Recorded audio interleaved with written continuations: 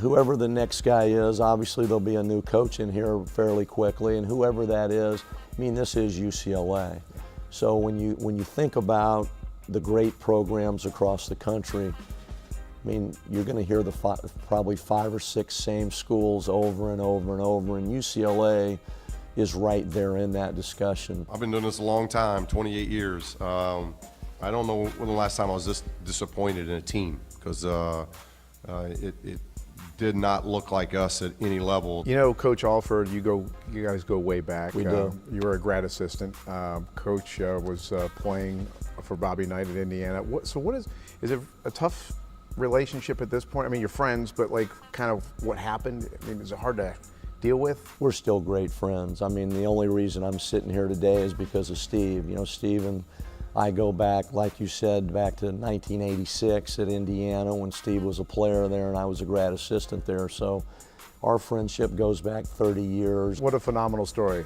Your dad, after Coach Wooden, took over for 2 seasons, and here you are as the head coach on an interim level, right, albeit, but you're in that position, and right, your dad was there. What is that like for you to kind of go back to when you were a kid? I think you were 13 years old when... He didn't have a ton of fun, my dad, at times, because he was following Coach Wooden, and it was really, really tough.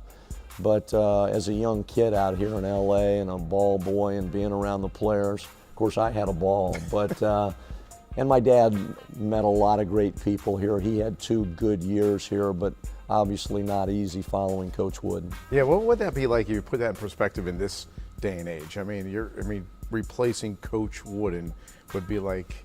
Well, it's just unheard of what he was able to do, to win 10 out of 11 straight national championships, something that'll never happen again, and was an amazing coach, an amazing man, so not easy to follow him. It'd be like whoever the next football coach is at Alabama, you're going to have a tough go of it, so whoever that is. But Coach Wooden was a great coach, great man. He was great to my dad when he left the office to my dad, and my dad told him one day, he said, "John, you've still got a lot of stuff in here." And, "No, Gene, I'm done with all of it." And so Scavenger Murray came up there with a few boxes. So I do have a lot of Coach Wooden's, some old memorabilia that he signed and some magazines that he signed. What do you take from what your dad did as a head coach to what you do now? I played for my dad at UAB in the early '80s, but my dad was a fantastic coach. But the biggest takeaway, he was an incredible person. So relationships with players, relationships with people. My dad never met a stranger. So hopefully I've taken a little bit of that. I'm not as good as he was at all those things, but he was an incredible people person. Was your dad hard on you as a player? He didn't play me enough. He didn't play you enough.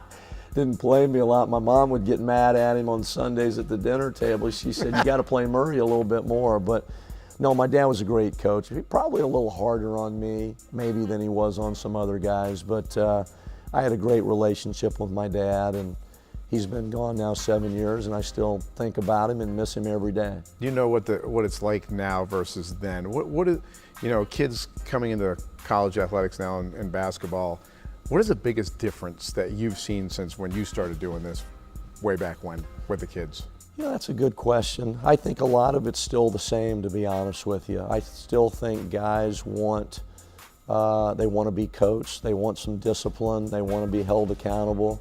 It's certainly a little different now with the advent of AAU basketball, so it's a little different maybe when they come in and with all the one and dones, and so there are some changes there, but I think there's a lot of similarities as well.